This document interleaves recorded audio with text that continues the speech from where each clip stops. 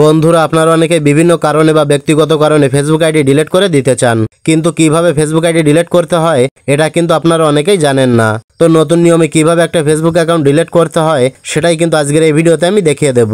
তো দেরি না করে চলুন তাহলে সরাসরি দেখিয়ে দিই কিভাবে পার্মানেন্টলি একটা ফেসবুক অ্যাকাউন্ট ডিলিট করতে হয়। ওকে, তো ফেসবুক অ্যাকাউন্ট ডিলিট করার জন্য আপনি ফেসবুকে চলে আসবেন। ফেসবুকে আসার পর উপর থেকে এই 3 ডট মেনুতে ক্লিক করবেন। তারপর এই পেজের উপরে দেখতে পাবেন একটা সেটিং আইকন দেওয়া রয়েছে, এই সেটিং আইকনের উপর ক্লিক করবেন।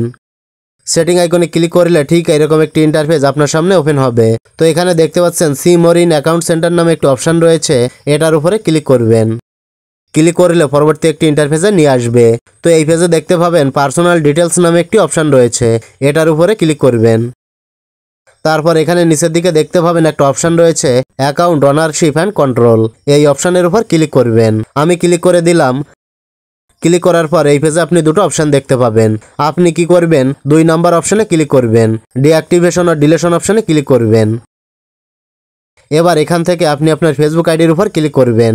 এখানে কিন্তু আপনার ফেসবুক আইডির নামটা দেওয়া থাকবে, আপনি এই নামের উপর ক্লিক করবেন। ক্লিক করার সাথে সাথে পরবর্তী একটি ইন্টারফেস আপনার সামনে ওপেন হবে। তো এখানে আপনি দুটো অপশন দেখতে পাবেন, ডিঅ্যাক্টিভ অ্যাকাউন্ট আর ডিলেট অ্যাকাউন্ট। তো আমরা যেহেতু অ্যাকাউন্টটা ডিলিট করব তার জন্য এখান থেকে ডিলেট অ্যাকাউন্ট এটা সিলেক্ট করব। তো আপনি এখান থেকে ডিলেট অ্যাকাউন্ট এটা সিলেক্ট করে নেবেন। তারপর নিচে থেকে কন্টিনিউ বাটনের উপর ক্লিক করে দেবেন। এবার এখানে আপনার সামনে বেশ কয়েকটা অপশন চলে আসবে। আপনি কি করবেন, আপনার ফেসবুক অ্যাকাউন্টটা কি জন্য ডিলিট করতে চাচ্ছেন সেটা এখান থেকে সিলেক্ট করবেন। তো আপনি চাইলে এখান থেকে যে কোনো একটা রিজন সিলেক্ট করে নিতে পারেন, আর না চাইলে নিচে থেকে কন্টিনিউ বাটনে ক্লিক করবেন। এবার এই পেজটা স্ক্রল করে একেবারে নিচে চলে আসবেন। নিচে আসার পর এখান থেকে আবারও কন্টিনিউ বাটনের উপর ক্লিক করবেন। এবার এখানে আপনাকে আপনার ফেসবুক অ্যাকাউন্টের পাসওয়ার্ডটা দিতে হবে। তো আমার ফেসবুক অ্যাকাউন্টের যে পাসওয়ার্ডটা আছে সেই পাসওয়ার্ডটা আমি দিয়ে দিচ্ছি। আপনিও আপনার ফেসবুক অ্যাকাউন্টের পাসওয়ার্ডটা এখানে দিয়ে দেবেন। পাসওয়ার্ডটা দেওয়ার পর এখান থেকে কন্টিনিউ বাটনের উপর ক্লিক করবেন। কন্টিনিউ বাটনে ক্লিক করার সাথে সাথে ফাইনালি এরকম একটি ইন্টারফেসে আপনাকে সরাসরি নিয়ে আসবে। এবার এখানে কিন্তু বেশ কিছু বিষয় রয়েছে। এখানে বলছে আপনার এই অ্যাকাউন্টটা কিন্তু 30 দিন পর ডিলিট হবে, মানে এখন আপনি অ্যাকাউন্টটা ডিলিট করে দিলে 30 দিন পর অটোমেটিকই ডিলিট হয়ে যাবে। তবে আপনি যদি 30 দিনের ভেতর অ্যাকাউন্টটা আবারও লগ ইন করেন তাহলে কিন্তু আপনার অ্যাকাউন্টটা ডিলিট হবে না। তাই আপনি এখান থেকে ডিলিট অ্যাকাউন্ট বাটনে ক্লিক করার পর 30 দিনের মধ্যে আর কখনো আপনার ফেসবুক অ্যাকাউন্টটা লগ ইন করবেন না। লগ ইন করলে কিন্তু আপনার অ্যাকাউন্টটা ডিলিট হবে না।